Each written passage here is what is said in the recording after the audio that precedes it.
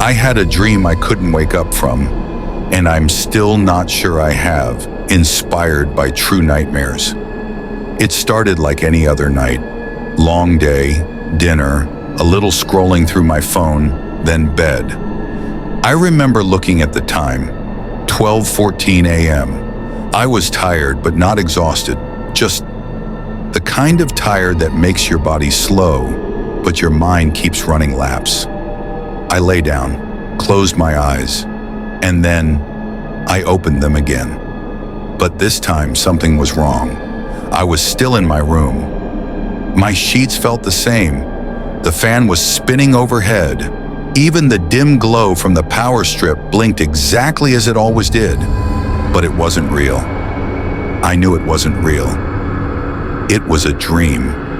I could feel it in my chest, like gravity was heavier, like I was trapped in the shape of myself. And then came the shadows, the corners of the room. They stretched. You ever see something where the darkness isn't just dark? It's deep. Like if you reached into it, your hand wouldn't come back. That's what it was like.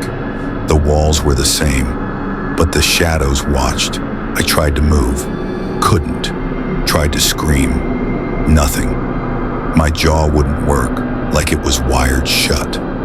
All I could do was stare straight ahead, and I didn't like what I saw. The lamp on my nightstand, which I hadn't touched, flickered on and off. Then it stayed on.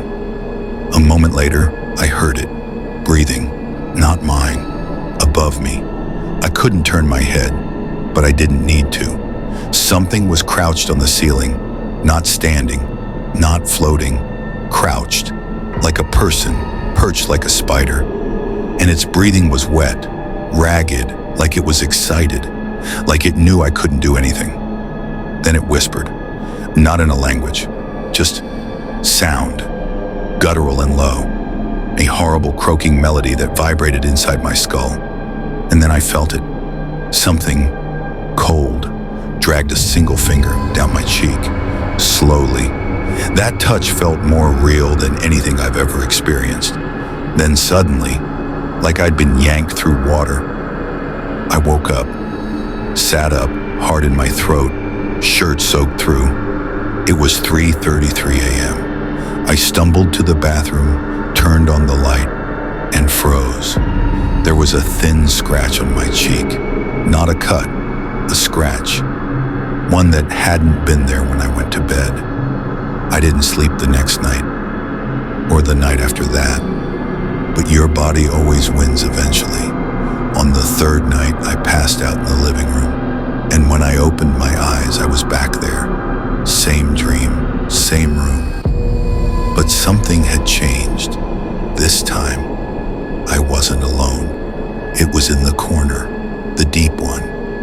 I couldn't see it, not clearly, but I could feel its presence like static on my skin.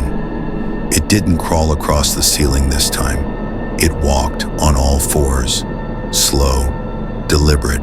The sound of its limbs touching the floor echoed like bones tapping wood, and then it whispered again. But this time, it said my name, in my own voice.